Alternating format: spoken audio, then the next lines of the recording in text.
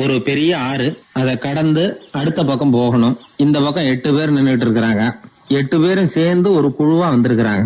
இவங்க எல்லாருமே பண்டிதர்கள், குருமார்கள், அதாவது அறிவாளிகள். இவங்க எல்லாரும் அந்த ஆற்றை கடந்து அடுத்த கரைக்கு போகணும். அப்புறம் அங்க இருந்து பக்கத்துல இருக்கிற ஒரு ஊருக்கு போய் சேரணும். கரை ஓரமா ஒரு படகு கட்டி கிடந்தது. அதுல ஏறி உக்காந்தாங்க. அது மூலமா அடுத்த கரைக்கு போய் சேர்ந்தாங்க. அங்க போய் கரையேறின உடனே அவங்களுக்குள்ள ஒரு விவாதம். அறிவாளிகள் இல்லையா, அதனால ஒருத்தர் சொன்னார், இந்த படகு நமக்கு உதவி செஞ்சிருக்குது. அது செஞ்ச உதவி மூலமா தான் நாம 8 பேரும் இந்த ஆற்றை கடந்து இந்த பக்கம் வந்திருக்கிறோம். இது செஞ்சிருக்கிற உதவிக்கு நாம நன்றி செலுத்தணும், பதில் மரியாதை செய்யணும். அதை எப்படி செய்யறது அப்படின்னார். இன்னொருத்தர் அதுக்கு ஒரு யோசனை சொன்னார். நமக்கு உதவி செஞ்சிருக்கிற இந்த படகுக்கு மரியாதையும் நன்றியும் செலுத்துகிற முறையில அதை நாம எல்லாரும் நம்ம தலைமையில சுமந்துகிட்டு போறதுதான் நியாயம். ஏன்னா நம்ம அது சுமந்தது இல்லையா, அதுக்கு பதிலா நாம அதை சுமக்கணும். அதுதான் சரியான நன்றியா இருக்கும் அப்படின்னார். இதுதான் சரியான யோசனைன்னு எல்லாரும் ஒத்துக்கிட்டாங்க. அவ்வளவுதான். உடனே அந்த படகை தூக்கி தலையில வச்சுக்கிட்டு 8 பேர் நடக்க ஆரம்பிச்சிட்டாங்க. அப்படியே அவங்க போக வேண்டிய கிராமத்துக்கு போய் சேர்ந்தாங்க. அந்த ஊர் மக்களுக்கு இது வேடிக்கையா இருந்தது. ஆச்சரியமா அவங்கள பார்த்தாங்க. ஏங்க, எதுக்காக இப்படி செய்யறீங்க அப்படின்னு கேட்டிருக்கிறாங்க. படகுங்கிறது மனிதர்களை கரை சேர்க்கறதுக்காகத்தானே இருக்குது. நாம அதை எதுக்காக சுமக்கணும்? அதை ஆற்றங்கரையிலேயே விட்டுட்டு வந்திருக்கலாமே அப்படின்னாங்க. இதுக்கு அந்த 8 பேர்ல ஒருத்தர் சொன்னாராம், என்ன இப்படி சொல்றீங்க? உங்களுக்கு நன்றி உணர்வே கிடையாதா? நீங்க நன்றி கெட்டவங்களா இருக்கிறீங்க, நாங்க நன்றி உடையவர்களா இருக்கிறோம். நன்றி உடைமை அப்படின்னா என்னன்னு எங்களுக்கு தெரியும். அதனாலதான் எங்களை கரை சேர்த்த படகுக்கு நாங்க நன்றி செலுத்துறோம். இந்த படகு எப்பவும் எங்க தலைமையிலதான் இருக்கும் அப்படின்னார். இது புத்தர் சொன்ன ஒரு கதை. வழி இருக்கு பாருங்க, அதையே முடிவுன்னு நினைச்சு வாழ்நாள் பூரா புடிச்சுக்கிட்டு மனிதர்கள் துன்பப்படுறாங்க அப்படிங்கறது அவருடைய கருத்து. ஒரு மனிதன் ஜபம் பண்றான், வழிபாடு பண்றான், அது மூலமா ஒரு விழிப்புணர்வு கிடைச்சுட்டுதுன்னு வச்சுக்கோங்க. அதுக்கப்புறம் எதுக்கு அந்த ஜபமும் வழிபாடும்? தூக்கி எறிஞ்சிட வேண்டியதானே. ஆனா மனுஷன் அப்படி பண்றது இல்ல. வழிபாட்டையே லட்சியமா வச்சுக்கிட்டு அதையே கெட்டியா புடிச்சுக்குவான். அந்த ஜபத்துக்கு அவன் ஒரு கைதி ஆயிடுறான். அதனால அதை விட்டுட்டு அவனால வெளியில வர முடியல. வழிபாடு மூலமா சாதிச்சுடலாம் அப்படின்னு நினைக்கிறது தப்பு அப்படிங்கிறார் ஓஷோ. ஜபம்ங்கிறது ஒரு முள். கால்ல குத்துன முள்ள எடுக்கிறதுக்கு இன்னொரு முள்ள பயன்படுத்துறோம். முள்ள எடுத்தாச்சு, அப்புறம் என்ன? 2 முள்ளையும் வீசி எறிஞ்சிட வேண்டியது தானே. 2 முள்ளுக்குமே இனிமே பிரயோஜனம் இல்ல. பழைய முள் இருந்த இடத்துல புதிய முள்ள குத்தி வச்சா வலிதான் தொடரும். அப்படி செய்யறவன் முட்டாள். ஆனா இப்படிப்பட்ட முட்டாள்களுக்கு உலகத்துல பஞ்சமே இல்லைங்கிறார் அவர். அதனால வழிபாடு, ஜபம் அப்படின்னு எல்லாம் சொல்றோமே, அதையெல்லாம் கூட விழிப்புணர்வோட பயன்படுத்தணும். நம்ம ஆள் ஒருத்தன், அவன் என்னன்னா கால்ல ஒரு முள்ள தைச்சுக்கிட்டான், இன்னொரு முள்ளால அதை எடுத்துக்கிட்டு இருக்கிறான். ரொம்ப நேரமா முயற்சி பண்ணிட்டு இருந்தான். கடைசியா அப்பாடா எடுத்தாச்சு அப்படின்னு சொல்லிவிட்டு மறுபடியும் முள்ள எடுக்க ஆரம்பிச்சான். என்னப்பா இது, அதுதான் முள்ள எடுத்துட்டிய, அதுக்கப்புறம் என்னத்துக்கு முயற்சி பண்ணிட்டு இருக்கிறேன்னு கேட்டாங்க. இதுக்கு அவன் சொல்றான், ஏற்கனவே தச்சிருந்த முள்ள எப்பவோ எடுத்துட்டேன், அதை எடுக்கிறதுக்காக உபயோகப்படுத்திக்கிட்டு இருந்தேனே இன்னொரு முள்ளு, அது இப்ப உள்ள மாட்டிக்கிட்டு இருக்குது, அதனாலதான் மறுபடியும் முதல்ல இருந்து ஆரம்பிக்கிறேன் அப்படின்னா. இப்படி வாழ்க்கையில முதல்ல இருந்து ஆரம்பிக்கிறவர்களும் அதிகம், முதல்லயே இருந்துகிட்டு இருக்கிறவங்களும் அதிகம். வாழ்க்கையில படிப்படியா முன்னேறணும், வாழ்க்கையை புரிஞ்சுக்கிட்டு முன்னேறணும். அதுக்கு இந்த பெரியவர்கள் சொல்லுகிற தத்துவத்தை எல்லாம் சரியா புரிஞ்சுக்கிட்டு அது பிரகாரம் நாம நடக்கணும். ஒரு பெரிய இடத்து பொண்ணு நிறைய படிச்சிருக்கிறா, பட்டங்கள் எல்லாம் வாங்கியிருக்கிறா, வேலைக்கு எதுக்கும் போகல, அதுக்கு அவசியமும் இல்லை. வசதியான குடும்பம். அந்த பொண்ணுக்கு பொழுதுபோக்கு என்ன தெரியுமா? பத்திரிகை படிக்கிறது, தொலைக்காட்சி பார்க்கறது, வானொலி கேட்கறது, இதுதான் பொழுதுபோக்கு. முக்கியமா அதுல வர்ற விளம்பரங்களை கவனிக்கிறது. சந்தைக்கு ஏதாவது புதுசா பொருள் வந்திருந்தா உடனே காரை எடுத்துட்டு போக வேண்டியது, அதை வாங்கிட்டு வந்துட வேண்டியது. ஒரு நாள் அது மாதிரி ஒரு விளம்பரம் கண்ணுல பட்டது. புதுமையான சமையல் செய்யக்கூடிய சாதனம் ஒண்ணு வந்திருக்கிறதாக செய்தி. உடனே அதை வாங்கணும்னு ஆசை. வழக்கம் போல அன்னைக்கு சாயந்தரமே காரை எடுத்துட்டு புறப்பட்டா. பார்த்தா விலை அதிகம்தான், இருந்தாலும் அதை பத்தி எல்லாம் கவலைப்படல. அதிக விலை கொடுத்து அந்த சமையல் இயந்திரத்தை வாங்கிட்டு வந்துட்டா. ஒரு பெரிய அழகான அட்டைப்பெட்டிக்குள்ள அது இருந்தது. துண்டு துண்டு பாகங்களா அதுக்குள்ள அடுக்கி வைக்கப்பட்டிருந்தது. அதை ஒன்னோட ஒண்ணு சேர்த்து முழு இயந்திரமா ஆக்கிய வேண்டியது நம்ம வேலை. அதெல்லாம் எப்படி ஒண்ணு சேர்க்கறது? அதுக்காக ஒரு கையேடு அது உள்ளே வச்சிருக்கிறாங்க. அந்த பொண்ணு வீட்டுக்கு வந்தா அட்டைப்பூட்டியை பிரிச்சா, ஒவ்வொரு துண்டு பாகத்தை எடுத்து வெளியில வச்சா, பக்கத்துல அந்த விவர புத்தகத்தை வச்சுக்கிட்டா. அது பிரகாரம் அந்த பாகங்களை இணைச்சு பார்த்தா சரியா வரல. மறுபடியும் எல்லாத்தையும் பிரிச்சு பரப்பி வச்சுட்டு ஆரம்பத்துல இருந்து வர்றா, அப்பவும் சரியா வரல. சரி, நேரா அந்த கடைக்கு போய் அங்கிருந்தே ஒரு ஆளை அழைச்சிட்டு வந்துருவோம் அப்படின்னு சொல்லி காரை எடுத்துட்டு அவ புறப்பட்டா. கடையில இருந்து ஒரு ஆளை கையோட அழைச்சிட்டு வந்தா. 2 பேரும் வந்து சேர்ந்தாங்க. அங்க அவங்களுக்காக ஒரு ஆச்சரியம் காத்துக்கிட்டு இருக்கு வீட்டுல. என்ன ஆச்சுன்னா, அந்த சமையல் இயந்திரம் அழகா கோக்க போட்டு அங்க இருக்குது. அது மட்டும் இல்ல, அதுல சமையல் வேலையும் நடந்துகிட்டு இருக்குது. யார் அதை பண்ணது? அவளுக்கு ஆச்சரியம். சமையல் வேலை செய்கிற பணிப்பெண் அங்க வந்தா. வேலை செய்யறவோ நான் தான் அதை செஞ்சேன்னா. அந்த பொண்ணுக்கு படிக்க தெரியாது, பள்ளிக்கூடத்துக்கே போனதில்லை, சமைக்க தெரியும், அவ்வளவுதான். படிப்பறிவு இல்லாத காரணத்தினால அந்த குறிப்பு புத்தகத்தையும் அவளால படிச்சிருக்க முடியாது. எப்படி இதை பொறுத்தனே அப்படின்னு ரொம்ப ஆச்சரியமா கேட்டாவோ. அந்த விவரம் தெரியாத பொண்ணு, பணி பொண்ணு சொல்றா, படிப்பறிவு இல்லாத போது மூளையை பயன்படுத்த வேண்டிய கட்டாயம் ஏற்படுது, வேற ஒண்ணும் இல்லை அப்படின்னாலாம். படிப்பு மூலமா அறிவை சேகரிச்சுக்கலாம், புத்திசாலித்தனத்தை சேகரிக்க முடியாது. தகவல் அறிவுங்கிறது ஞானம் ஆகாது அப்படின்னு சொல்லுவாங்க. அதுதான் இதுல முக்கியம். நம்மளும் ஒருத்தன் ரயில்ல பிரயாணம் பண்ணா, ராத்திரி பூரா பயணம், விடிஞ்சதும் பார்த்தா அவன் பொட்டியே காணல, யாரா திருடிட்டு போட்டாங்க. அதுக்காக அவன் கவலைப்படணும்ல, கவலைப்படல, சிரிச்சுக்கிட்டு இருக்கிறான். எதிரில் இருந்தவர் கேட்டார், ஏங்க பெட்டியை அவனோ எடுத்துட்டு போட்டானே, அதுக்காக கவலைப்படலையா நீங்க அப்படின்னாரு. நான் எதுக்காக கவலைப்படணும், அதோட சாவி என்கிட்ட தானே இருக்கு அப்படின்னு நானும். இவன் தந்தியை விட வேகமா போகக்கூடியது எது அப்படின்னு கேட்டார் ஒருத்தர். வதந்தின்னார் இன்னொருத்தர். அவர் அப்படி சொன்னதுல ஒன்னும் தப்பு இல்ல. வதந்தி வேகமா பரவறதுக்கு என்ன காரணம்? 1க்கு 2 மிகைப்படுத்தி சொல்ற மனுஷ சுபாவம் ஒரு காரணம், சொல்றத அப்படியே நம்புறது இன்னொரு காரணம். எப்பொருள் யார் யார் வாய் கேட்பினும் அப்பொருள் மெய்ப்பொருள் காண்பது அறிவு அப்படின்னாரு வள்ளுவர். யாரு எதை சொன்னாலும் அதை அப்படியே நம்ப கூடாது, அறிவு வேலை செய்யணும். அதுல எந்த அளவுக்கு உண்மை இருக்குது அப்படின்னு கண்டுபிடிக்கணும். முக்கியமான பொறுப்புல உள்ளவங்களுக்கு எல்லாம் இது ரொம்ப முக்கியமா தேவைப்படுகிற ஒரு தகுதி. ஒரு நாட்டுல ஒரு சாதாரண ஆள் ஒருத்தன் இருந்தான். அவங்கிட்ட ஒரு கழுதை இருந்தது, ரொம்ப பிரியமா வளர்த்தான். அவனுக்கு அது ரொம்ப நெருக்கமான நண்பன். வேற மனுஷங்க யாரும் கிடைக்கல போல இருக்குது. அந்த கழுதைக்கு கந்தர்வசேனன் அப்படின்னு பேர் வச்சான். அந்த பேரை சொல்லிதான் அவன் அதை கூப்பிடுறது வழக்கம். அவ்வளவு பிரியமா வளர்த்த அந்த கழுதை ஒரு நாள் திடீர்னு செத்து போச்சு. எப்படி இருக்கும் அவனுக்கு? ரொம்ப சங்கடப்பட்டான், சாப்பிட கூட பிடிக்கல. அவனுக்கு முகத்தை மூணு வச்சுக்கிட்டு அவன் பாட்டு உட்காந்துருக்கிறான். இந்த நேரம் பார்த்து அவனுக்கு வேண்டியப்பட்ட ஒருத்தன் அந்த பக்கமா வந்தான். அவனை பார்த்தான். ஏன்டா அப்படி உட்காந்துருக்கிற அப்படின்னு கேட்டான். கந்தர்வசேனை செத்து விட்டதா சொல்லி குலுங்கி அழ ஆரம்பிச்சுட்டான் இவன். கந்தர்வசேனன் யாருன்னு கேட்டான் இவன். அப்படி கேட்ட உடனே அவன் இன்னமும் சத்தம் போட்டு ஒவ்வொன்னு கத்த ஆரம்பிச்சுட்டான். துக்கம் அதிகமாயிட்டுது. அவன் அழற வேகத்தை பார்த்ததும், சரி கந்தர்வசேனன்கிறது முக்கியமான ஒரு பெரிய மனுஷன் போல இருக்கு அப்படின்னு இவன் முடிவு பண்ணிட்டான். நம்ம ஃப்ரெண்டோட துக்கத்தை நாமளும் பகிர்ந்துக்கணும்னு நினைச்சான். உடனே தலையை மொட்டை அடிச்சுக்கிட்டான், மீசை எடுத்துட்டான், கருப்பு உடை போட்டுக்கிட்டான். கந்தர்வசேனன் இறந்த செய்தி இப்படி காத்து வாக்குல பரவ ஆரம்பிச்சது ஊர் பூரா. ஊர்ல உள்ளவங்க எல்லாம் இந்த செய்தியை கேட்டதும் அவங்களும் தலையை மொட்டை அடிச்சுக்கிட்டு கருப்பு துணி போட்டுக்க ஆரம்பிச்சுட்டாங்க. ஒரே நாள்ல நகரம் பூராவும் துக்கத்துல ஆழ்ந்து போச்சு. எங்க பார்த்தாலும் மொட்டை தலை, கருப்பு துணி. அந்த நாட்டு அமைச்சர் இதை பார்த்தார். ஜனங்கள்லாம் வருத்தமா இருக்கிறாங்களே அப்படின்னு நினைச்சு சில பேரை கூப்பிட்டு விசாரிச்சார், என்ன விஷயம் அப்படின்னு. கந்தர்வசேனன் செத்துட்டார், அதனாலதான் இப்படி துக்கம் அனுஷ்டிக்கிறோம் அப்படின்னாங்க. அவராவது கொஞ்சம் யோசனை பண்ணி பார்த்திருக்கலாம்ல. கந்தர்வசேனன்னு சொல்றீங்களே, யார் அது அப்படின்னு விசாரிக்கலாம்ல. விசாரிக்கல. மக்கள் துயரத்துல நாமளும் பங்கு எடுத்துக்கணும் அப்படின்னு தான் அவர் நினைச்சார். அவரும் உடனே மொட்டை அடிச்சுக்கிட்டு கருப்பு சட்டை போட்டு ஆரம்பிச்சுட்டார். அமைச்சர் இப்படி இருக்காருங்கிற செய்தி அரசருக்கு எட்டுச்சு. அவர் என்ன பண்ணாரு, அவரும் மொட்டை போட்டுக்கிட்டு தூக்கம் அனுஷ்டிக்க ஆரம்பிச்சுட்டார். அன்னைக்கு ராத்திரி ராஜா மொட்டை தலையோட அந்த புறத்துக்கு வர்றார், முகத்தை முன்னு வச்சுக்கிட்டு. ராணி பார்த்தாங்க. என்னங்க இது, என்ன விஷயம், உங்க துக்கத்துக்கு என்ன காரணம்னு கேட்டாங்க.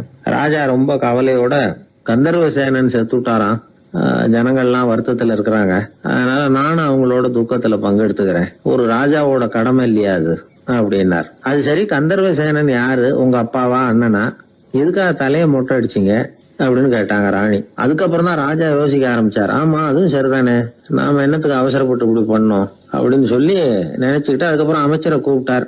அப்புறம் விவரம் கேட்டார், யாருங்க இது கந்தர்வசேனங்கிறது யாருன்னு கேட்டார். அவரும் அதுக்கப்புறம் தான் யோசிக்க ஆரம்பிச்சார். அவரு ஜனங்களை கூப்பிட்டு விசாரிச்சார். ஒவ்வொருத்தரா விசாரிச்சுக்கிட்டே கடைசியா அந்த ஆளுகிட்ட போய் சேர்ந்தாங்க. கந்தர்வசேனன் யாருன்னு கேட்டாங்க. என்னோட கழுதைன்னு அவன். ராஜாவும் மந்திரியும் தலையை தொங்க போட்டுக்கிட்டாங்க. எல்லாரும் சொல்றதையும் கண்ணை மூடிட்டு நம்ப ஆரம்பிச்சா கதை இப்படிதான் போய் முடியும். இந்த காலத்துல எல்லாம் சில பேர் சொல்ற விஷயம் கப்சா மாதிரி இருக்கும், ரீல் விடுறார் அப்படின்னு நினைப்போம். ஆனா அதுலயும் உண்மை இருக்கும். ஒருத்தர் ரொம்ப பெருமையா சொன்னார், சார் 10 பேர் ஒரே குடையில வந்தோம் சார், ஒரு சொட்டு தண்ணி கூட எங்க யார் மேலயும் படல சார் அப்படின்னார். 10 பேர் ஒரே குடையில வந்திருக்கிறாங்க, ஒரு சொட்டு தண்ணி கூட மேல படலையாம். பெருமையா சொன்னார். அது எப்படிங்கன்னு கேட்டோம். அவர் சொல்றாரு, ஏன்னா அப்ப மழையே பெய்யல சார் அப்படின்னார். நம்ம உடம்புல ரத்த அழுத்தம் இருக்குதே, அது நல்லதா கெடுதலாம். உடனே அது கெடுதல்னு தான் சொல்லுவோம். ஆனா உண்மை அது இல்ல. இயற்கையா உள்ள ரத்த அழுத்தம் நம்ம உடம்புக்கு தேவையான ஒண்ணு. அந்த அழுத்தம் அதிகமா போனாதான் கெடுதல். அததான் நாம பிபின்னு சொல்றோம். ஆனா அது உண்மையிலேயே உயர் ரத்த அழுத்தம், ஹைப்பர் டென்ஷன். இதயம்ங்கிறது ஓயாம வேலை செஞ்சுக்கிட்டு இருக்கிற ஒரு பம்பு. இதயம் சுருங்கி ரத்தத்தை பம்பு செய்யறப்போ ரத்த அழுத்தம் கூடுதலா இருக்கும். இதுக்கு பேரு சிஸ்டாலிக் பிளட் பிரஷர் அப்படின்னு பேர். இதயம் விரிந்த நிலைக்கு திரும்புறப்போ ரத்த அழுத்தமும் குறையுது. இதுக்கு பேரு டயஸ்டாலிக் பிளட் பிரஷர் அப்படின்னு பேர். இப்படி இது மாறி மாறி இருக்கும். இந்த பிபி 140 90 இப்படின்லாம் சொல்றாங்கல்ல, இதுதான். சீரா இருக்க வேண்டிய ரத்த அழுத்தம் ஒரு அளவுக்கு மேல அதிகரிச்சுட்டா ஆபத்து ஆரம்பம்னு அர்த்தம். சரி, இந்த உயர் ரத்த அழுத்தம் உண்டாகிறதுக்கு என்ன காரணம்? இதனாலதான் இது வருதுன்னு ஒரு காரணத்தை குறிப்பிட்டு சொல்ல முடியாது. ஆனா வம்சாவளி காரணம், ரொம்ப டென்ஷனான சூழ்நிலையில வேலை செய்யறது, உடம்பு குண்டா இருக்கிறது, இதெல்லாம் இந்த ஹை பிபிக்கு துணை செய்யுது. அப்படிதான் எடுத்துக்க வேண்டியிருக்குது. இது கிருமியினால ஏற்படுற வியாதி இல்ல, உடம்புல ஏற்படுற ஒரு பழுது, அவ்வளவுதான். இப்ப 40 வயசுக்கு மேலதான் பொதுவா இது பாதிக்கும். அதெல்லாம் சரி. ஒருத்தருக்கு உயர் ரத்த அழுத்தம் இருக்குது, அதை கட்டுப்படுத்துறதுக்கு வழி ஏதாவது உண்டா அப்படின்னா உண்டு. மருந்து கொடுத்தும் சரி பண்ணலாம். மருந்து இல்லாத சிகிச்சை முறைகளும் இருக்குது. இப்ப மருந்து சாப்பிடுறதுன்னா டாக்டர் கிட்ட போயிடலாம். அதுக்கு இப்ப சுமாரா 30 விதமான மருந்துகள் இருக்குதான். மருந்தோட உடல் கட்டுப்பாடும் மன கட்டுப்பாடும் சேர்ந்ததுன்னா ரொம்ப விசேஷம். அது இருக்கட்டும், மருந்து இல்லாம நாம செய்ய வேண்டியது என்ன, அதை தெரிஞ்சுக்குவோம். முதல்ல சீரான உடற்பயிற்சி, வாக்கிங் ரொம்ப நல்லது. மனசை அமைதிப்படுத்துறதுக்கு யோகாசனம், ஆழ்நிலை தியானம், இது மாதிரியான பயிற்சிகள் நல்லது. ஒரு காலத்துல யோகாசனம் பண்ணுங்க, தியானம் பண்ணுங்கன்னு சொன்னா ஒரு மாதிரியா பார்த்தாங்க. இப்ப மருத்துவ நிபுணர்களே அதெல்லாம் ரொம்ப அவசியம்தான் அப்படின்னு சொல்றாங்க. இன்னொரு அதிசய சிகிச்சை முறை இப்போ வழக்கத்துக்கு வந்திருக்குது. பயோ ஃபீட்பேக் அப்படின்னு பேர். மூளையின் அழுத்த அலைகளை பதிவு பண்ணி அதை மறுபடியும் உடம்புக்குள்ள செலுத்தி இந்த ரத்த அழுத்தத்தை சீராக்கி போடுறாங்க. சில பேருக்கு இந்த ஹை பிபி பார்டர் லைன்ல இருக்கும். அவங்களுக்கெல்லாம் மருந்துகள் அவசியம் இல்லை. வாழ்க்கை முறையில சில மாற்றங்களை பண்ணிக்கிட்டாவே போதும். பிஹேவியரல் மாடிஃபிகேஷன்ஸ் சொல்றாங்க. அது எப்படின்னா, பரபரப்பான வாழ்க்கை முறையை தவிர்க்கணும். புகைப்பிடிக்கிற பழக்கம், மது அருந்தும் பழக்கம், இதெல்லாம் இருந்தா விட்டுடணும். சாப்பாட்டுல உப்பை குறைக்கணும். கொழுப்பு சத்து ஆகாரங்களை குறைச்சிக்கணும். முடிஞ்சா விட்டுடலாம். குடும்பத்துல ஏற்கனவே யாருக்காவது ஹை பிபி இருந்தா சந்ததிகள் ஜாகிரதையா இருக்கணும். நடுத்தர வயசு அடைஞ்சவங்க அப்பப்ப அந்த பிபி செக் பண்ணிக்கிறது நல்லது. டாக்டர் சொல்றத நம்மள பல பேர் சரியாவே கேட்கறது இல்ல. அதனாலதான் இடைஞ்சல். ஒரு ஆளு பிபின்னு சொல்லி டாக்டர் கிட்ட போனான். உடம்பு குண்டா இருக்கு, அதை குறைக்கணும், முதல்ல தினமும் உடற்பயிற்சி பண்ணு அப்படின்னாரு. சரின்னு சொல்லிவிட்டு வந்தான், செஞ்சான். கொஞ்ச நாள் கழிச்சு மறுபடியும் டாக்டர் கிட்ட போனான். என்னப்பா எக்ஸசைஸ் பண்ணியா அப்படின்னு கேட்டார். தினமும் பண்ணேன் டாக்டர்னா. என்ன பண்ணேன்னு கேட்டார். முன்னெல்லாம் சிகரெட்டை கடையில வாங்குவேன், இப்ப நான் அப்படி வாங்குறத விட்டுட்டேன். தினமும் நானே என் கையாலேயே உருட்டி தயார் பண்றேன் டாக்டர். இது ஒரு எக்ஸசைஸ் தானே அப்படின்னா. ஒரு தடவை கலைவாணர் NS கிருஷ்ணன் பேராசிரியர் கல்கியை சந்திச்சு பேசிக்கிட்டு இருந்தாராம். கலைவாணர் கல்கியை பார்த்து, எனக்கு கதை எழுத ஆசையா இருக்கு, எப்படி எழுதுறதுன்னு கேட்டாராம். கதை எழுதுறதுக்கு 4 மை வேணும்னாராம் கல்கி. அப்படியா, அப்படின்னா என்னென்ன கலர் மை அப்படின்னு கேட்டிருக்காரு கலைவாணர் சிரிச்சுக்கிட்டே. நான் சொன்னது கலர் மை இல்ல, அது வேற மை. அதாவது கதை எழுதுறதுக்கு தேவைப்படுகிற 4 மை எதுன்னா, 1 திறமை, 2 பேணாமை, 3வது தனிமை, 4வது பொறுமை அப்படின்னாராம். உடனே கலைவாணர், உங்க யோசனை அருமை அப்படின்னாராம். அதுதான் கலைவாணர். பொதுவா எழுத்தாளர்கள் எழுதுற மாதிரி நடந்துக்கிறது இல்ல. ஆனா கலைவாணர் என்ன சொல்லுவாரோ அதே மாதிரி நடந்துக்குவார். எல்லாருக்கும் எல்லாம் கிடைக்கணுங்கிற கருத்தை சினிமா படங்கள்ல வலியுறுத்துவார். அதே மாதிரி நடைமுறை வாழ்க்கையிலேயும் எல்லாருக்கும் எல்லாமும் கொடுப்பார். பணம், பதவி, புகழ் இப்படி எதுவுமே இல்லாத ஒரு சாதாரண மனுஷனா இருந்தா கூட இவர் மனுஷனுக்கு கொடுக்கற மரியாதையில கொஞ்சமும் குறைச்சல் இருக்காது. இந்த குணம் சாதாரணமா எல்லாருக்கும் இருக்கிறது இல்ல.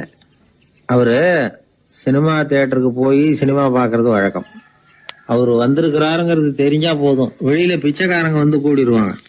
இது அவருக்கு தெரியும். வெளியில நம்மளை நம்பி ஒரு கூட்டம் காத்துக்கிட்டு இருக்குமேன்னு நினைப்பார். உடனே ஒரு 100 ரூபா நோட்டை கொடுத்து சில்லறையா மாத்திட்டு வர சொல்லுவார். படம் முடிஞ்சு வெளியில வர்றப்போ சில்லறையோட வருவார். எல்லாருக்கிட்டையும் கொடுத்துருவார். ஏன்னா எல்லாரும் தேடிட்டு வருவாங்க அவரை. என்ன எல்லாரும் சௌக்கியமா இருக்கிறீங்களா அப்படின்னு பிரியமா விசாரிப்பார். ஏதோ ரொம்ப நெருங்கின சொந்தக்காரங்களை விசாரிக்கிறது மாதிரி விசாரிப்பாரு. தன்கிட்ட இருக்கிற சில்லறையை எல்லாருக்கும் சமமா பிரிச்சு கொடுத்துட்டு தான் அங்கிருந்து புறப்படுவார். ஒரு நாள் அது மாதிரி புறப்படுற சமயத்துல ஒரு சின்ன பையனுக்கு சில்லறை எதுவும் கிடைக்கல கொடுக்கறதுக்கு. இது கலைவாணருக்கு தெரியாது. கார்ல ஏறி புறப்பட்டு போயிட்டார். அந்த பையன் காரை புடிச்சுக்கிட்டு பின்னாடியே ஓடியாந்துருக்கிறான். ஐயா, நீங்களே இல்லைன்னு சொன்னா நான் என்ன பண்றது? இன்னைக்கு பட்னி தான், அம்மாவுக்கு வேற உடம்பு சரியில்லை அப்படின்னு கத்திக்கிட்டே ஓடியாந்தானா. கலைவாணர் கவனிச்சுட்டார். உடனே காரை நிறுத்த சொன்னார். இறங்கினார். அந்த சின்ன பையனை கட்டி பிடிச்சிக்கிட்டு என்ன மன்னிச்சுக்கப்பா, நான் கவனிக்காம வந்துட்டேன் அப்படின்னு சொல்லி அழ ஆரம்பிச்சுட்டாராம். இன்னொரு தடவை இதே மாதிரி ஒரு தியேட்டர்ல இருந்து வெளியில வந்திருக்கிறார். ஒரு ஆள் அவர்கிட்ட வந்து நின்றுருக்கார். அவர் கொடுக்கறதுக்கு இவர்கிட்ட பணம் இல்ல. பணம் இல்லையாப்பா அப்படின்னாராம். உங்ககிட்டயே இல்லையா அப்படின்னாராம் அவரு. கலைவாணருக்கு மனசு ரொம்ப சங்கடமா போச்சு. உடனே புறப்பட்டு வீட்டுக்கு போனார். அங்க இங்க தேடி பார்த்து அங்க இருந்த கொஞ்ச நெஞ்ச சில்லறையை எடுத்தார். காரு டிரைவரை கூப்பிட்டார். தியேட்டர் வாசல்ல நின்றுகிட்டு இருந்த ஆசாமியோட அங்க அடையாளங்களை சொன்னார். காரை எடுத்துட்டு போய் அந்த ஆளை கண்டுபிடிச்சு இந்த காசை கொடுத்துட்டு வா அப்படின்னு அனுப்பி வச்சாராம். பிச்சை போடுறதுக்காக காரை அனுப்புனதாக வேற யார பத்தியாவது நீங்க கேள்விப்பட்டிருக்கிறீங்களா? அவர் ஒரு வித்தியாசமான மனிதர், வித்தியாசமான கலைஞர். கலைவாணரோட சகோதரர் கல்யாணம் நடந்தது. அதுல தியாகராஜ பாகவதர் கச்சேரி முடிஞ்ச உடனே அதுல சம்பந்தப்பட்ட கலைஞர்களுக்கெல்லாம் கலைவாணர் பரிசுகள் கொடுக்கிறார். அந்த கச்சேரியில கடம் வாசிச்சவருக்கு மட்டும் மத்த எல்லாருக்கும் கொடுத்ததை விட பெருசா ஒரு வெள்ளி கோப்பையை பரிசா கொடுத்தாராம். மத்தவங்களுக்கு எல்லாம் சின்னதா கொடுத்துட்டு கட வித்துவானுக்கு மட்டும் பெருசா பரிசு கொடுக்குறீங்களே ஏன்னு கேட்டிருக்கிறாங்க. அதுக்கு கலைவாணர் விளக்கம் கொடுத்தாராம். இப்பெல்லாம் ரயில்ல கூட்டம் அதிகங்கிறது உங்களுக்கு எல்லாருக்கும் தெரியும். இந்த வித்வான் இவ்வளவு பெரிய மண்பானைய ரயில்ல ரொம்ப பத்திரமா உடையாம ரொம்ப தூரத்துல இருந்து கொண்டு வந்திருக்கிறாரே, அது என்ன சாமான்யமான காரியமா? அவரோட அந்த சாமர்த்தியத்தை பாராட்டுறதுக்காக தான் அவருக்கு இவ்வளவு பெரிய பரிசு அப்படின்னா. ஒரு மனிதன் கோபப்படும் பொழுது அவனை நல்லா கவனிச்சு பாருங்க. ஏதாவது ஒரு மிருகத்தின் சாயல் அவன் முகத்துல தெரியும். முகம் அழகா இருக்கிறது எப்போ? அவன் புன்னகையோட இருக்கிறப்பதான். கோபமா இருக்கிறப்ப முகம் அழகா இருக்காது. சார் கோபத்துல இருக்கார், இந்த கோபம் குறையறதுக்குள்ள ஒரு போட்டோ எடுத்துருங்க, அழகா இருக்கும் அப்படின்னு யாரும் சொல்றது இல்ல. போட்டோ எடுக்கிறவர் கூட எடுக்கிறதுக்கு முன்னாடி முகத்தை கொஞ்சம் சிரிச்ச மாதிரி வச்சுங்க சார் அப்படின்னு தான் சொல்லுவார். முகத்தை கொஞ்சம் கடுகடுப்பா வச்சுங்க சார், அப்பதான் நல்லா அமையும் அப்படின்னு நான் சொல்லுவாரு. ஒரு உண்மை என்ன தெரியுமா? கோபம் மனசையும் கெடுக்கும், உடம்பையும் கெடுக்கும். கோபப்படுகிறவர்களின் ஆயுள் காலம் குறைகிறது அப்படிங்கிறது விஞ்ஞான உண்மை. சிரிக்கிறவங்க ஆயுள் காலம் அதிகரிக்கிறது அப்படிங்கறதும் விஞ்ஞான உண்மை. கோபப்படுறவங்களை யாரும் விரும்புறதில்ல. கோபப்படுற அப்பா அம்மா கிட்ட பிள்ளைங்க நெருங்காது. கோபப்படுற அதிகாரிகள் கிட்ட ஊழியர்கள் நெருங்க மாட்டாங்க. கோபப்படுற வாத்தியார்கிட்ட பிள்ளைங்க நெருங்குறது இல்ல. அவன் எப்ப பார்த்தாலும் வள்ளு வள்ளுன்னு விழுவான். அதனால எப்போ அவன் பக்கத்திலேயே இருக்கணும்னு ஆசைப்படுறேன் அப்படின்னு ஒருத்தன் சொன்னா அவனை இவன் வேடிக்கை பார்க்க ஆரம்பிச்சுட்டான் அப்படின்னு அர்த்தம். சரி, இந்த கோபம் எதனால வருது? இயலாமையினாலதான் வருதான். இப்ப நீங்க நினைக்கிறத நிறைவேற்றக்கூடிய சாமர்த்தியம் உங்ககிட்ட இல்லைங்கிறப்போ அது கோபமா வெளிப்படுது, அவ்வளவுதான். திறமை உள்ளவன் கோபப்பட வேண்டிய அவசியமே இல்லை. ஒரு உண்மையான கவிஞன் கிட்ட போய் ஒரு கவிதை எழுதி கொடுங்க அப்படின்னு சொன்னா அவன் உடனே எரிச்சல் அடையக்கூடாது. எரிச்சல் வந்தா அது அவனுடைய இயலாமையை காட்டுது. சிற்பி சிலை செதுக்கிறதுக்கு கோபப்படக்கூடாது. ஒரு அதிகாரி சொன்னார், நீங்க சொல்றதெல்லாம் சார் தான் சார், இருந்தாலும் கோபப்படலைன்னா வேலை நடக்காது சார், அதனாலதான் தினமும் ஆபீஸ்ல கத்திட்டு கிடக்குறேன் அப்படின்னார். ஆனா உண்மை என்ன தெரியுமா? கத்துறதுனால கத்துறதுதான் நடக்குமே தவிர காரியம் நடக்காது. வேலை நடக்கிறது மாதிரி ஒரு பாவனை நடக்கும், அவ்வளவுதான். தவறு செய்கிறவர்களுக்கு தண்டனை கத்துறது மட்டும் இல்ல, திட்டு வாங்குற யாரும் தான் செஞ்சது தவறுதான் அப்படின்னு ஒத்துக்கிறது இல்ல. அத அவங்க உணர்றதும் இல்ல. அப்படி இருக்கிறப்போ திட்டுறதுனால என்ன பிரயோஜனம்? திட்டுறதன் நோக்கம் என்ன? திட்டு வாங்குறவங்க திருந்தணும்ங்கிறது தானே. நோக்கம் நிறைவேறாதுன்னா எதுக்காக கத்தணும்? திட்டுறது மூலமாவே ஒருத்தனை திருத்த முடியும்னா திருடுறவனை எல்லாம் கூப்பிட்டு கொஞ்ச நேரம் திட்டி போயிட்டு வாப்பா, இனிமே நீ திருந்திவிட்ட அப்படின்னு சொல்லி வச்சுடலாமே. இதுல நாம முக்கியமா புரிஞ்ச வேண்டியது என்னன்னா, கோபம்ங்கிறது நாம அடுத்தவங்களுக்கு கொடுக்கிற தண்டனை இல்ல, அது நமக்கு நாமே கொடுத்துக்கிற ஒரு தண்டனை. அடுத்தவங்களை திருத்துறதாக நினைச்சுக்கிட்டு நம்ம நாமே கெடுத்துக்கிற ஒரு முயற்சி. நம்ம மனசு கெட்டு போகுது, நம்ம உடம்பு கெட்டு போகுது, அதுதான் கண்ட பலன். நம்ம ஆள் ஒருத்தன் சொன்னா, நான் கோபம் வந்துட்டுதுன்னா அதை மனிதர்கள் மேல காட்ட மாட்டேன் சார், அவங்கள திருத்த முடியாதுன்னு எனக்கு தெரியும் அப்படின்னா. வேற என்ன பண்ணுவேன் அப்படின்னு கேட்டேன். பாத்திரங்கள் பேர்ல காட்டுவேன், வீட்டுல இருக்கிற பாத்திரங்களை எல்லாம் எடுத்து வெளியில வீசி எறிவேன் அப்படின்னா. அதனால கோபம் குறைஞ்சுதா அப்படின்னு கேட்டாங்க.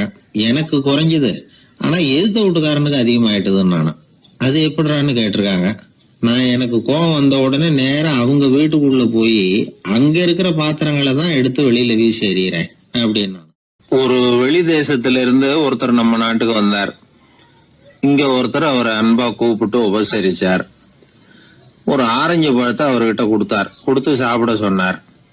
அவர் அதை வாங்கினார். அதை அப்படியும் புரட்டி பார்த்தார். அவருக்கு ஒன்னும் புரியல. ஏன்னா அவர் தேசத்துல அது இல்ல போல இருக்கு. என்ன செய்யறதுன்னு அவருக்கு ஒன்னும் புரியல. அப்படியே கடிச்சு பார்த்தார். கசப்பா இருந்தது. தூக்கி எறிஞ்சுட்டார்.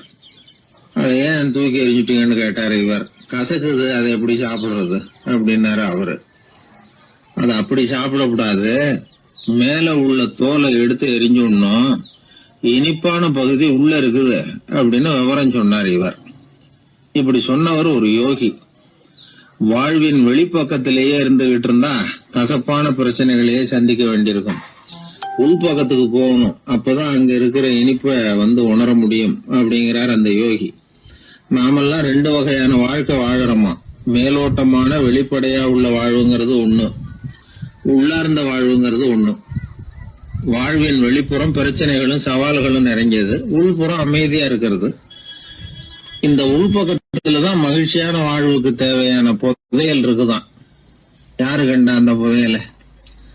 ஆழ்நிலை தியானம் எல்லாம் பண்றாங்கல்ல, அது எதுக்காக? அந்த புதையலை கண்டுபிடிக்கிறதுக்கு தான். நாம் அந்த உள்பக்கத்துக்கு போய் அங்க உள்ள ஊக்க சக்தியையும் புத்திசாலித்தனத்தையும் பொறுக்கி எடுத்துக்கிட்டு அன்றாட வாழ்க்கையில அதையெல்லாம் உபயோகப்படுத்தணும். மனசு ஒரு குரங்கு மாதிரி அலையுதுங்கிறோம், அதை கட்டுப்படுத்த முடியலங்கிறோம். மனசு அலையிறது உண்மைதான். தேனி எதுக்காக அலையுது? தேனுக்காக அலையுது. அது மாதிரிதான் மனசும் அலையுது. மகிழ்ச்சி, சாந்தி இதுகளை தேடி அலையுது. மனசை உள்பக்கமா அலைய விடணும். மகிழ்ச்சியான வாழ்வுக்கு என்னென்ன தேவைங்கிறத இந்த யோகி சொல்றார். ஊக்கம், புத்திசாலித்தனம், அமைதி, சாந்தம். இது எல்லாம் நம்ம கிட்ட நமக்குள்ளேயே இருக்குது. அதனாலதான் சொர்க்கம் நமக்குள்ளே இருக்குன்னு சொல்றது. புதையல நமக்குள்ளேயே வச்சுக்கிட்டு அதை தேடி புலம்பிக்கிட்டு இருக்கிறது ரொம்ப வேடிக்கைங்கிறார் அவர். இதெல்லாம் கேக்குறப்போ உங்கள பல பேருக்கு கோபம் கூட வரலாம். என்ன சார் இது, இன்று ஒரு தகவல்ல ஏதாவது உபயோகமா சொல்லுவீங்கன்னு பார்த்தா என்னமோ தத்துவம் எல்லாம் பேசிக்கிட்டு இருக்கிறீங்களேன்னு நினைக்கலாம் நீங்க. இதுவும் உபயோகமான விஷயம்தான். நாம தியானம் அது இதுன்னு எதுவும் பண்ணலன்னா கூட மனசுல அழுத்தமோ இறுக்கமோ இல்லாம எப்பவும் சந்தோஷமா இருக்கிறதுக்கு பழகிக்கிட்டா அதுவே போதும். ஏன்னா மன இறுக்கத்தினாலேயே ஏகப்பட்ட நோய்கள் வருதான். பெருவாரியான உடம்பு கோளாறுகளுக்கு வாழ்க்கையின் விரக்தியாலேயும் தோல்விகளாலேயும் ஏற்படுற மன இறுக்கம்தான் காரணம்ங்கிறது மருத்துவ ஆராய்ச்சி முடிவு. நான் இறுக்கம் இல்லாம இருக்கிறதுக்கு தான் பிரியப்படுறேன், இந்த சமூகம் அதுக்கு இடம் கொடுக்கலையே, என்ன பண்றது அப்படிங்கிறது சில பேரோட கேள்வி. இந்த சமூகத்தை சரி செய்ய வேண்டியது நாம தான். நம்மளை சரி பண்ணிக்க வேண்டியது நாம தான். நான் சரியா இருக்கிறேன், சமூகம் சரியில்லைன்னு அத ஒதுக்கி பிரயோஜனம் இல்லை. ஒரு குடும்பஸ்தர், அவர் மனசுல எப்பவும் டென்ஷன். அவர் டென்ஷன் இல்லாம இருக்கிறதுக்கு பழகிக்கிட்டார். அதுக்கப்புறமா அவர் சொல்லுவார், நான் ஒன்னும் ஆழ்நிலை தியானம்லாம் பண்ணல, இருந்தாலும் என் மனசு எப்பவும் அமைதியா தான் இருக்குது. இவ்வளவுக்கும் எங்க வீட்டுல தினமும் என் சம்சாரத்துக்கும் எங்க அம்மாவுக்கும் சண்டை நடந்துகிட்டே தான் இருக்கும் அப்படிம்பார். அது சரிங்க, உங்க அம்மா ஒரு பக்கம், உங்க மனைவி ஒரு பக்கம், அவங்க 2 பேரும் சண்டை போடுறப்போ நீங்க எந்த பக்கம் இருப்பீங்க அப்படின்னு கேட்டார் ஒருத்தர். அந்த சமயம் நான் வீட்டுக்கு வெளிப்பக்கம் இருப்பேன் அப்படின்னார் அவர். அங்க ஒரு முனிவர் இருந்தார். சுவாமி, என்ன ஆசீர்வாதம் பண்ணுங்க, எனக்கு ஏதாவது புத்தி சொல்லுங்க அப்படின்னா அவர் ஆசீர்வாதம் பண்ணார். அதுக்கப்புறம் சொன்னார், மகனே, நீ எந்த காரியத்தை செஞ்சாலும் செய்யறதுக்கு முன்னாடி ஒரு தடவை அதனால ஏற்படக்கூடிய விளைவுகளை நல்லா யோசிக்கணும். உன் மனசுக்கு அது சரின்னு தெரிஞ்சா மட்டும் அதை செய்யணும் அப்படின்னார். அரசன் அவர் சொன்னதை அப்படியே மனசுல வாங்கிக்கிட்டான். அவர் காலடியில விழுந்து வணங்கினான். 100 பொற்காசுகளை அவர் காலடியில வச்சுட்டு திரும்பினான். அமைச்சர் இதை கவனிச்சார். என்ன இது, நம்ம அரசர் இவ்வளவு ஏமாளியா இருக்கிறாரு, இந்த ஒரு சாதாரண யோசனை சொன்னதுக்கு 100 பொற்காசுகள் கொடுத்துட்டாரு. அமைச்சர் இப்படி நினைக்கிறது அவர் முகத்தை பார்த்ததுமே அரசனுக்கு புரிஞ்சுட்டுது. இருந்தாலும் அதை பத்தி ஒன்னும் கேட்டுக்கல. 2 பேரும் திரும்பி அரண்மனைக்கு வந்து சேர்ந்தாங்க. அதுக்கப்புறம் அந்த அரசன் என்ன பண்ணான் தெரியுமா? காட்டுல முனிவர் சொன்ன அந்த புத்திமதியை ஒரு கல்லுல கல்வெட்டா செதுக்கினான். தன்னுடைய அறையில எல்லாரும் கண்ணிலையும் படும்படியாக அப்படி ஒரு இடத்துல பதிச்சு எல்லாரும் பாக்குறது மாதிரி பண்ணிவிட்டான். இப்போ அந்த அமைச்சருக்கு ஆச்சரியம், என்ன இது, நம்ம மன்னருடைய அறியாமையை புரிஞ்சுக்கவே முடியலையே, இத போய் கல்லுல செதுக்கி வைக்கணுமா, பேர்பட்ட அறிவுரையாது அப்படின்னு நினைச்சார். கொஞ்ச நாள் ஆச்சு. ஒரு நாள் அந்த மன்னருக்கு கடுமையான வயிற்று வலி. உடனே அரண்மனை வைத்தியரை கூப்பிட்டார். அவர் வந்து சேர்ந்தார். மன்னரை சோதிச்சு பார்த்தார். கொஞ்ச நேரம் இப்படியே படுத்துருங்க, நான் எங்க வீட்டுக்கு போய் இதுக்கு பொருத்தமா ஒரு மருந்து தயார் பண்ணிட்டு வரேன் அப்படின்னு சொல்லிட்டு ஓடினார். மருந்தோட திரும்பி அவர் வந்த சமயத்துல மன்னர் ஒரு கட்டில்ல கண்மூடி படுத்திருக்கிறார். பக்கத்துல யாரும் இல்ல. வைத்தியர் வந்தார். ஒரு சின்ன கோப்பையில கொஞ்சம் மருந்தை ஊத்தினார். அப்படியே அங்க சுத்தி முத்தி பார்த்தார். ஏதோ ஒரு பொடியை வந்து அதுல கலந்தார். கலந்து எடுத்துக்கிட்டு மன்னரை நெருங்கினார். கொஞ்சம் யோசனை பண்ணார். அப்புறம் திரும்பி போனாரு. கையில இருந்த மருந்து அப்படியே கீழே கொட்டிட்டு வந்தார். அந்த கோப்பையை நல்லா கழுவி சுத்தம் பண்ணி விட்டு மறுபடியும் கொஞ்சம் மருந்தை ஊத்திட்டு வந்தார். அதுக்கப்புறம் மன்னா அப்படின்னு சொல்லி மெதுவா கூப்பிட்டாரு. இவர் எழுந்திருச்சார். அப்புறம் இவரு சொன்னார், மன்னர் வைத்தியரே, நான் வந்து கண்ணை மூடிக்கிட்டு இருந்தாலும் அப்பப்ப கவனிச்சுக்கிட்டு தான் இருந்தேன். முதல்ல எதையோ கலந்தீங்க, அப்புறம் அதை கொட்டிவிட்டு வேற என்ன விஷயம், உண்மையை சொல்லுங்க அப்படின்னு மிரட்டினார். வைத்தியர் மிரண்டு போட்டார். அப்படின்னு மன்னருடைய காலில் விழுந்தார். அதுக்கப்புறம் உண்மையை சொன்னார். மகாராஜா, உங்களுடைய படை தளபதி உங்களை கொல்றதுக்காக சதி பண்ணார். விஷம் கலந்து கொடுக்கும்படியாக சொன்னார். வெகுமதி நிறைய தர்றேன்னார். நானும் சரின்னு சொல்லிவிட்டு இங்க வந்தேன்.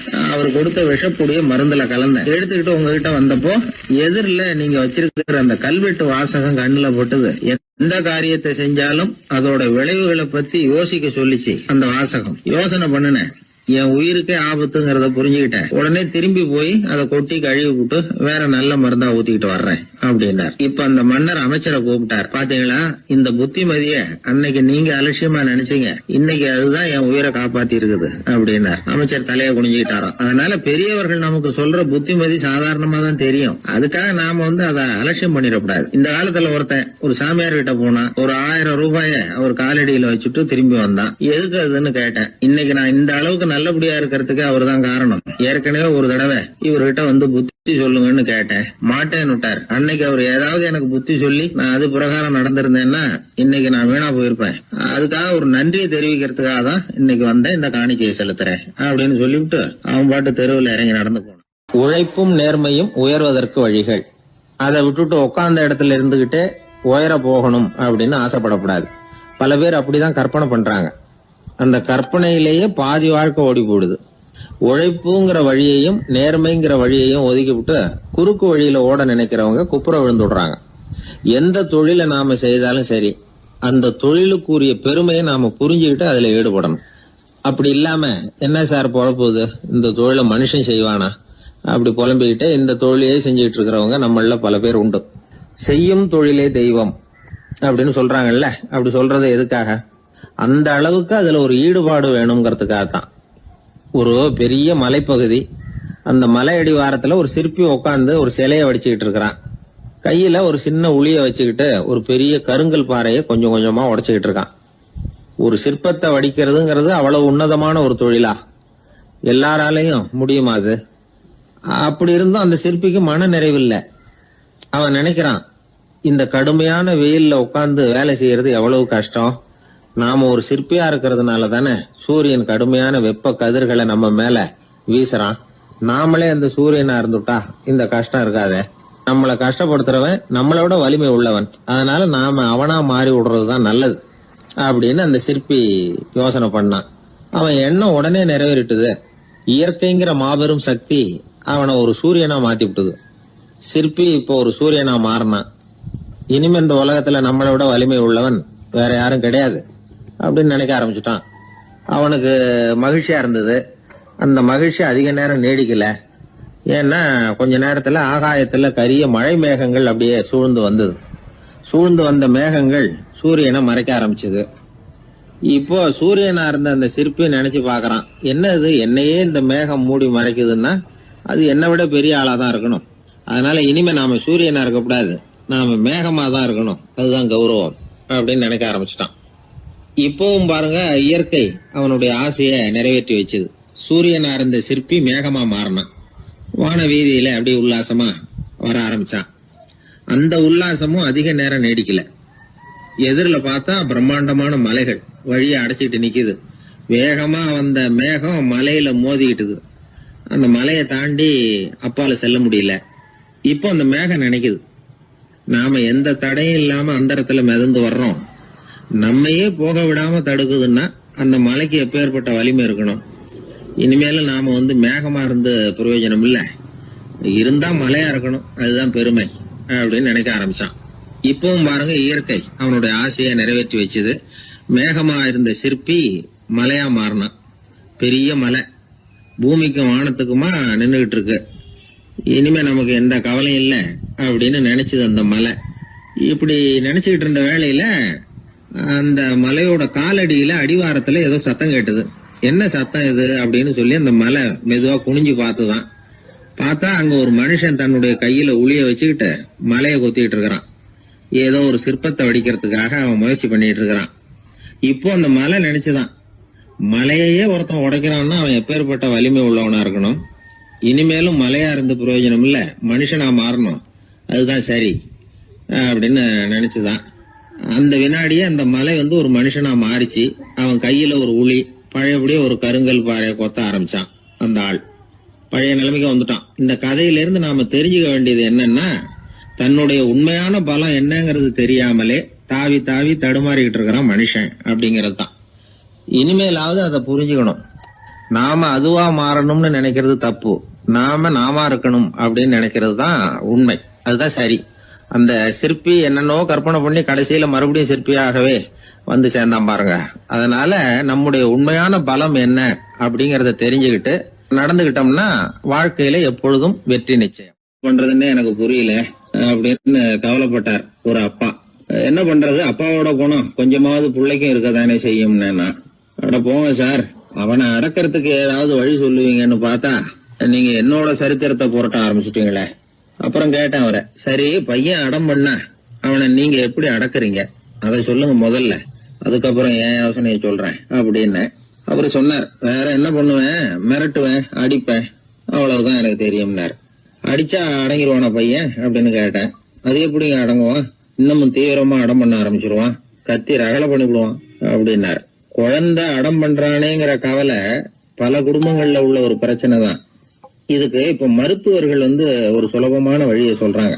அது என்னன்னா, ஒரு குழந்தை அடம் பண்ணிச்சுன்னா அதை அடிக்கப்படாதான், அதுக்கு பதிலா வேற ஒரு காரியம் பண்ணலாமா. அது என்னன்னா, குடும்பத்துல இருக்கிற எல்லாரும் ஒண்ணு சேர்ந்து அந்த குழந்தைகிட்ட கொஞ்ச நேரம் பேசாம இருந்தோம்னுமா, பேச்சை நிறுத்திக்கணும். குழந்தையால பேசாம இருக்க முடியாது, அது யோசனை பண்ணும், தன்னுடைய தவறை உணர்ந்து அது வருந்த ஆரம்பிக்கும். இப்படி தொடர்ந்து செஞ்சுக்கிட்டு வந்தா குழந்தை கொஞ்ச நாள்ல அடம் பண்றதை நிறுத்தி விடுமா. இது டாக்டர்கள் இப்ப சொல்லி கொடுக்கற ஒரு யோசனை. அதே மாதிரி சில குழந்தைகள் சரியான காரணம் இல்லாம அடம் பண்ணணுங்கிறதுக்காகவே கத்துது பாருங்க, அதை நிறுத்துறதுக்கு கூட ஒரு வழி இருக்கு. அது என்ன வழின்னா, அது அழற சமயத்துல அந்த சத்தத்தை ஒரு டேப் ரெக்கார்டர் மூலமா பதிவு பண்ணி வச்சுக்கணும். குழந்தை கத்த ஆரம்பிக்குதுன்னு வைங்க, உடனே ஏற்கனவே பதிவு பண்ணி வச்சிருக்கிற அழுகை சத்தத்தை போட்டு அந்த குழந்தை காதுல விழறது மாதிரி பண்ணணும். தன்னுடைய அழுகை சத்தத்தை கேட்க ஆரம்பிச்ச உடனே அந்த குழந்தை தான் அழறத நிறுத்திக்குமா. சில குழந்தைகள் சாப்பிட மாட்டேன்னு அடம் பண்ணும். வளர்ந்த குழந்தைய வற்புறுத்தி சாப்பிட சொல்லக்கூடாது. சில பேர் என்ன பண்ணுவாங்கன்னா, கட்டாயப்படுத்தி சாப்பாட்டை திணிப்பாங்க. அதெல்லாம் ரொம்ப தப்பு. குழந்தைக்கு விவரம் தெரிஞ்சதுக்கு அப்புறம் சாப்பாட்டு விஷயத்துல நீங்க தலையிட வேண்டிய அவசியமே இல்லை. பசிச்சா சாப்பிடணுங்கிறது அதுக்கு புரியும். அது தானாவே சுதந்திரமா எடுத்து போட்டு சாப்பிடுறதுக்கு அனுமதிக்கணும். நீங்க போய் அதுகிட்ட நின்றுட்டு சாப்பிடு சாப்பிடு அப்படின்னு வற்புறுத்திக்கிட்டு இருக்க கூடாது. நீங்க அதை வற்புறுத்தாம இருந்தா அது உங்களை வித்தியாசமா பார்க்க ஆரம்பிக்கும். உண்மையிலேயே பசி இருந்ததுன்னா தனக்கு எவ்வளவு தேவையோ அவ்வளவு எடுத்து போட்டுக்கிட்டு அந்த குழந்தை சாப்பிட்டுக்கும், எந்த பிரச்சனையும் இருக்காது. ஆக இது மாதிரியான சில நுட்பங்களை நாம மனசுல வச்சுக்கணும். அப்படி வச்சுக்கிட்டோம்னா வீட்டுல குழந்தைகளால எந்த பிரச்சனையும் இருக்காது. இந்த காலத்து பையன் ஒருத்தன், அவன் ரொம்ப கவலையோட வந்தான். என்னப்பா விஷயம்னு விசாரிச்சேன். எங்க அப்பா என்கிட்ட 1 மாசம் உன் கூட பேச மாட்டேன் போ அப்படின்னு சபதம் போட்டுட்டாருன்னா, அதுக்காகவா இப்படி கவலைப்படுறேன்னு கேட்டேன். இல்லைங்க, அந்த 1 மாச கெடு இன்னையோட முடியுது, அதுக்காக கவலைப்படுறேன் அப்படின்னா. ஒரு பெரிய சிந்தனையாளர் இருந்தார். அவர் ரஷ்யாவில் இருந்தார். நிறைய புத்தகங்கள் எழுதியிருக்கிறார். அவர் பேரு ஓஸ்பென்ஸ்கி. உலகின் மிகச்சிறந்த 3 புத்தகங்கள்ல ஒண்ணு இவர் எழுதியிருக்கிறார் அப்படின்னு கூட சொல்றது உண்டு. அப்பேற்பட்ட எழுத்தாளர். அந்த காலத்துல குருஜீஃப் அப்படின்னு சொல்லி ஒரு பெரியவர் இருந்தார். ரொம்ப எளிமையான வாழ்க்கை வாழ்ந்துகிட்டு இருந்தவர். இவரை தேடி அந்த எழுத்தாளர் வந்தார். ஐயா, உங்ககிட்ட சில கேள்விகள் கேட்டு விளக்கம் பெறலாம்னு வந்திருக்கிறேன்னார். உடனே அந்த பெரியவர் என்ன செஞ்சார் தெரியுமா? ஒரு வெற்று காகிதத்தை எடுத்தார், அவர்கிட்ட கொடுத்தார். இந்தாங்க, இதை வச்சுக்கோங்க. நாம 2 பேரும் பேசுறதுக்கு முந்தி நீங்க ஒரு காரியம் பண்ணணும்னார். என்ன செய்யணும் சொல்லுங்கன்னார் அவரு. இந்த காகிதத்துல உங்களுக்கு தெரிஞ்சதெல்லாம் என்ன, தெரியாததெல்லாம் என்ன அப்படிங்கிற பட்டியலை எழுதிட்டு வாங்க. அதுக்கு பிறகு உங்களுக்கு தெரியாத விஷயங்களை பத்தி நாம 2 பேரும் உரையாடலாம். ஏன்னா உங்களுக்கு தெரிஞ்சதை பத்தி நாம பேசி பிரயோஜனம் இல்லை, தெரியாததை பத்தி பேசினாதான் உங்களுக்கு அது உபயோகமா இருக்கும் அப்படின்னார். இவர் இப்படி சொன்னது அந்த எழுத்தாளருக்கு கொஞ்சம் தர்ம சங்கடமா இருந்தது. நாம எப்பேற்பட்ட சிந்தனையாளர், நம்மள போய் இவர் இப்படி எழுத சொல்றாரு அப்படின்னு நினைச்சாரு. இருந்தாலும் அந்த பெரியவர் பேர்ல இவருக்கு ரொம்ப மரியாதை. அதனால அவர் கொடுத்த காகிதத்தை வாங்கிட்டு தனியா ஒரு இடத்துல போய் உட்கார்ந்தார். யோசிக்க ஆரம்பிச்சார். முதல்ல யோசிச்சார், கடவுளை எனக்கு தெரியுமா அப்படின்னு. கடவுளை பற்றித்தான் எனக்கு தெரியுமே தவிர கடவுளை தெரியாதுங்கிறது புரிஞ்சுது.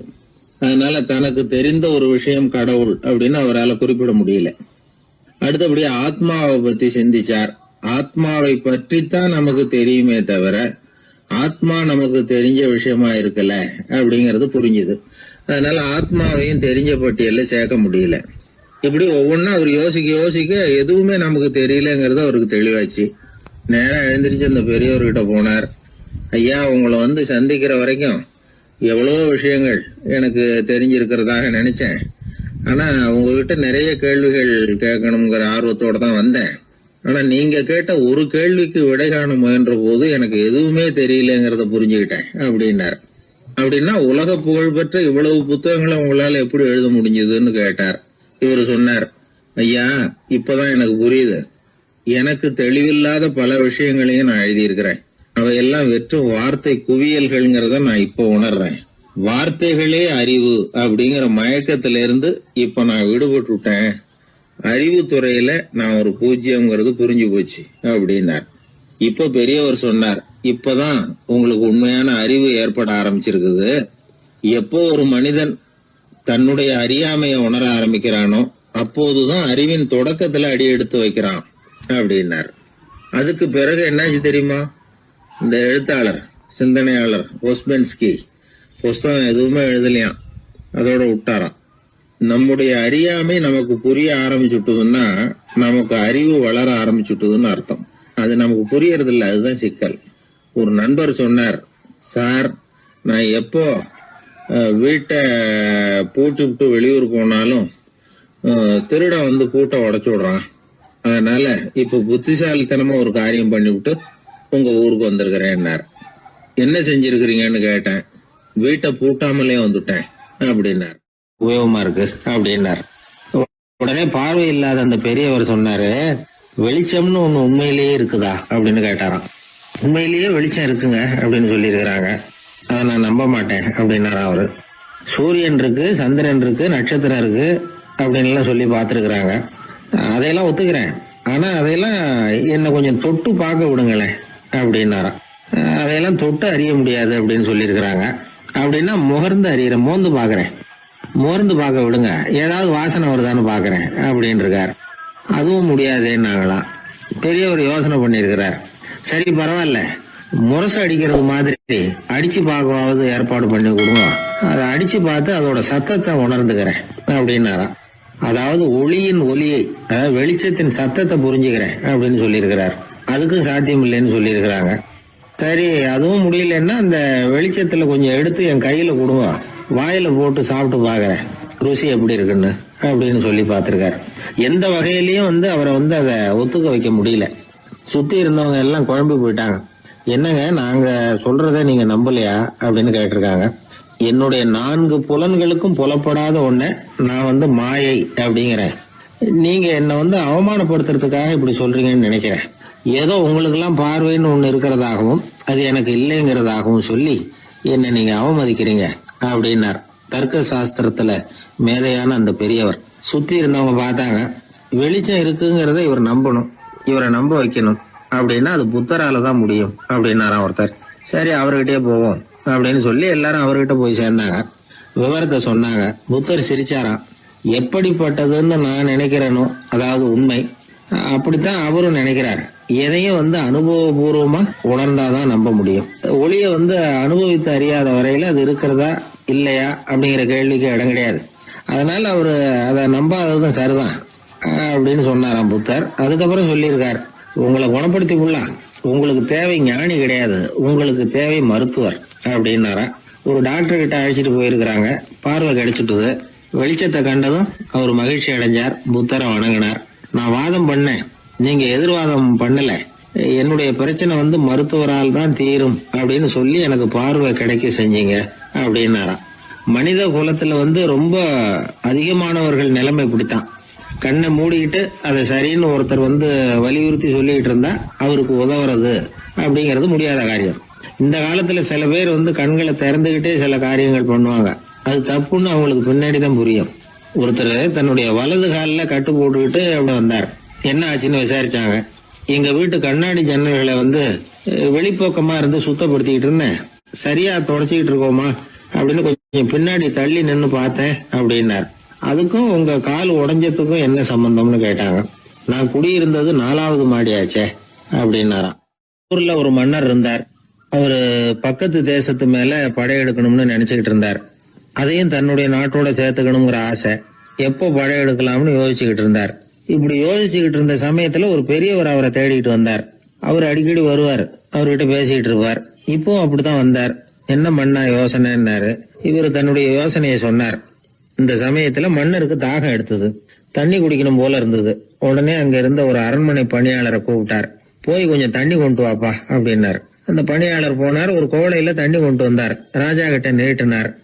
ராஜா அதை வாங்கி குடிக்கிறதுக்காக வாயிட்ட கொண்டுட்டு போனார். அந்த நேரம் பார்த்து, மன்னா கொஞ்சம் பொறுங்கன்னார் இந்த பெரியவர். ஆவலோட குடிக்க போன மன்னர் அப்படியே நிறுத்திக்கிட்டு பெரியவரை பார்த்தார். இப்ப அந்த பெரியவர் சொன்னார், மன்னா இப்ப உங்களை விட வலிமை உள்ள ஒரு சக்தி உங்களுக்கு தண்ணி கொடுக்க மறுத்துடுதுன்னு வைங்க, உங்களை குடிக்க விடாம தடுத்துடுது அப்படின்னா, இப்ப இந்த ஒரு கோவள தண்ணீரை என்ன விலை கொடுத்து வாங்குவீங்க அப்படின்னு கேட்டார். இப்ப எனக்கு இருக்கிற தாகத்துக்கு என்னுடைய அரசாங்கத்துல பாதியையாவது கொடுத்து இந்த தண்ணியை வாங்கறதுக்கு தயங்க மாட்டேன்னார் அவர். சரி இப்ப அந்த தண்ணியை குடிங்கன்னார் பெரியவர். மன்னர் ஆவலோட அந்த தண்ணியை குடிச்சு முடிச்சார். அதுக்கப்புறம் கொஞ்ச நேரம் தன்னுடைய படையெடுப்பு பத்தி சொல்லிட்டு இருந்தார். கொஞ்ச நேரம் கழிச்சு மறுபடியும் இந்த பெரியவர் கேட்டார், மன்னா இப்போ நீங்க ஒரு கோவள தண்ணீரை குடிச்சு முடிச்சிட்டீங்க. இப்ப அந்த தண்ணீர் உங்க உடம்ப விட்டு வெளியில வரக்கூடிய பாதை அடப்பட்டு போச்சு அப்படின்னு வச்சுங்க, அதை வெளியேற்றுவதற்காக நீங்க எவ்வளவு செலவழிப்பீங்க அப்படின்னு கேட்டார். மன்னர் யோசனை பண்ணார். அப்படி ஒரு நிலைமை ஏற்பட்டு போச்சுன்னா என்னுடைய அரசாங்கம் பூராவையும் அதுக்கு ஈடா தர்றதுக்கு கூட தயங்க மாட்டேன்னார். இப்ப அந்த பெரியவர் சொன்னார், எந்த அரசாங்கத்தின் மதிப்பு ஒரு கோவள தண்ணீர் அளவுக்கு கூட இல்லையோ அந்த அரசாங்கத்தை அடையணுங்கிற பேராசையில மனிதர்கள் தங்களுடைய சகோதரர்கள் கூடவே சண்டை போட்டுக்கிறாங்களே, அதுல ஏதாவது அர்த்தம் இருக்குதா அப்படின்னாராம். மன்னருக்கு இப்பதான் அர்த்தம் புரிஞ்சுதான். மனசுல தெளிவு உண்டாச்சு. தன் மனசுக்குள்ள உண்டான வெறிய விரட்டி அடிச்சு விட்டார். அதுக்கப்புறம் நிம்மதியா ஆட்சி புரிஞ்சார். இப்படி ஒரு கதை. உயிருக்கு என்ன விலை கொஞ்சம் யோசனை பண்ணி பாருங்க. ஆனா அது இப்ப எவ்வளவு மலிவா போயிட்டுது, அதையும் யோசனை பண்ணி பாருங்களேன். ஆசை பேராசையா மாறுது, அப்புறம் அது வெறியா ஆகுது, அதுக்கப்புறம் பைத்தியம் பிடிக்குது. இந்த காலத்து மனிதர்களுக்கு 2 விதமான பைத்தியம் பிடிச்சிருக்கிறதாக ஒரு பெரியவர் சொல்றார். ஒன்னு பணம், இன்னொன்னு அதிகாரம். இதெல்லாம் எவ்வளவு காலத்துக்கு நீடிக்கும்? ஒரு சர்வாதிகார நாட்டுல 3 பேர் ஜெயில இருட்டு அறையில பேசிட்டு இருக்கிறாங்க. நீ எப்படி இந்த ஜெயிலுக்கு வந்த அப்படின்னு ஒருத்தர் கேட்டாராம். இந்த நாட்டு ராஜாவை ஆதரிச்சு நான் பிரச்சாரம் பண்ணினேன், அதனால கூட்டத்துல தகராறு வந்துட்டுது, கலவரமா போச்சு, அதுக்கு நான் தான் காரணம்னு அரெஸ்ட் பண்ணி இங்க கொண்டாந்து போட்டாங்க அப்படின்னாரா அவரு. சரி நீ எப்படி இங்க வந்த அப்படின்னு இன்னொருத்தரை பார்த்து கேட்டிருக்காரு. நான் இந்த நாட்டு ராஜாவை எதிர்த்து பிரச்சாரம் பண்ணேன், அதனால கலவரம், அரெஸ்ட் பண்ணி கொண்டாந்து போட்டாங்கன்னார். சரிப்பா நீ எப்படி அங்க வந்த அப்படின்னு 3வது ஆளை பார்த்து இவங்க கேட்டாங்களாம். இதுக்கு அந்த ஆள் மெதுவா வெளிச்சத்துக்கு நான் தான் இந்த நாட்டு ராஜா அப்படின்னா. சில பேருக்கு தொட்டதெல்லாம் வெற்றியா முடியும், சில பேருக்கு தொட்டதெல்லாம் தோல்வியா முடியும். இதுல உள்ள ரகசியம் என்ன அதை தெரிஞ்சுக்கணும்னா இந்த கதையை கேளுங்க. ஜப்பான்ல ஒரு பெரிய வீரர் இருந்தார். அவர் பேரு நொபுனாகா. அவர்கிட்ட இருந்த படை வீரர்கள் கொஞ்சம் பேர் தான்.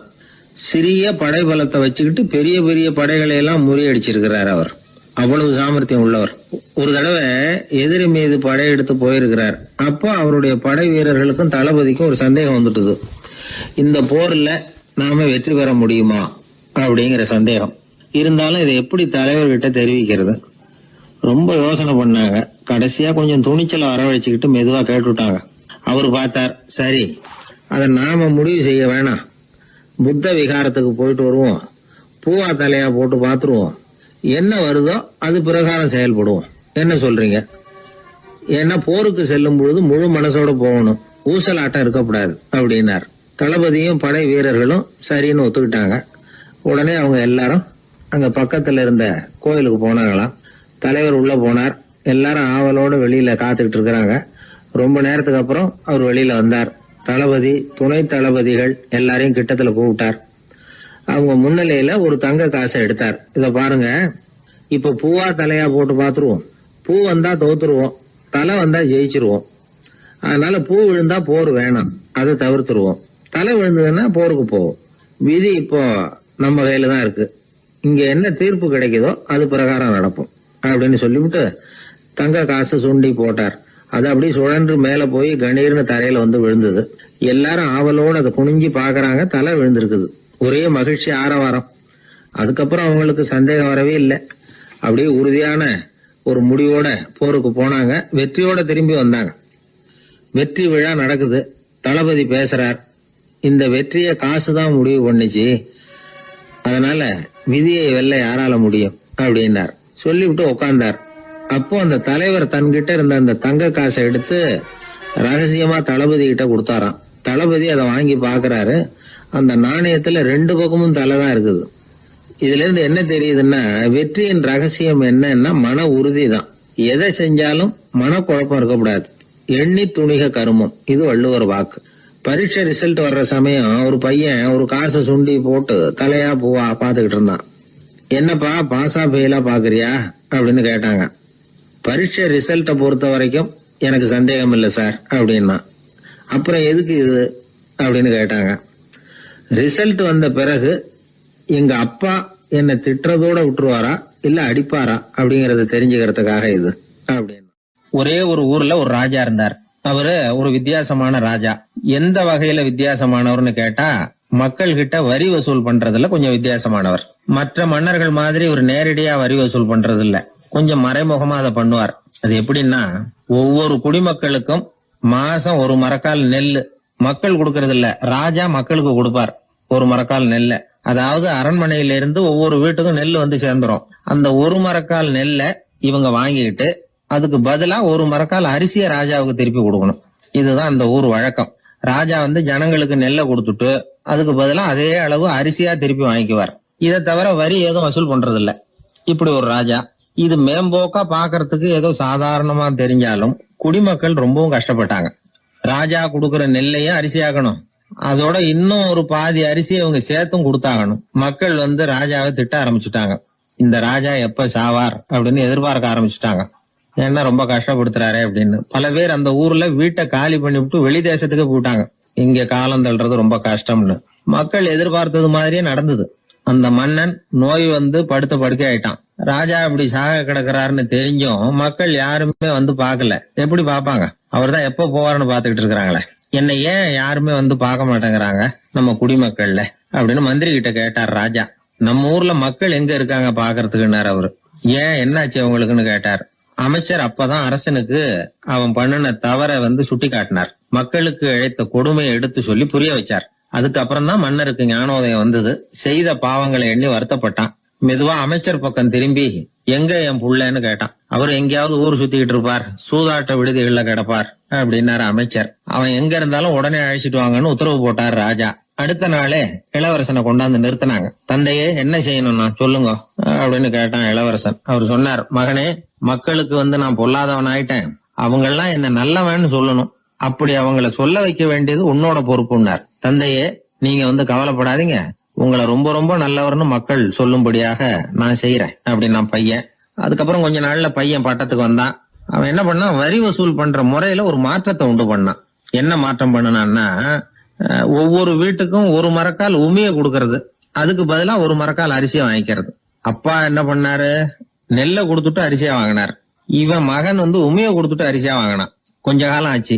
ஒரு நாள் மந்திரியை கூப்பிட்டு கேட்டான், அமைச்சரே, நம்ம ஊர் மக்கள் என்ன பேசிக்கிறாங்க அப்படின்னு. உங்க அப்பா ரொம்ப நல்லவன்னு பேசிக்கிறாங்க அப்படின்னாரு அமைச்சர். எப்படி இருக்கு பாருங்க, இவன் பண்ற கொடுமையில அப்பன்காரன் ரொம்ப நல்லவன் ஆயிட்டான். அதாவது இளவரசனை விட பழைய மன்னரே ரொம்ப நல்லவர், ரொம்ப பாதி கஷ்டம் தான் இது முழு கஷ்டம்ங்கிறது மாதிரி ஆயிட்டுது. எப்படியோ அப்பாவுக்கு கொடுத்த வாக்க புள்ள காப்பாத்தி விட்டான். அதாவது மன்னர் ரொம்ப நல்லவர்னு சொல்ல வைக்கிறேன்னு தானே சொன்னான், அதே மாதிரி சொல்ல வச்சுட்டான். இந்த காலத்துல இது மாதிரி அப்பாவுக்கு உதவுற பிள்ளைகள் உண்டு.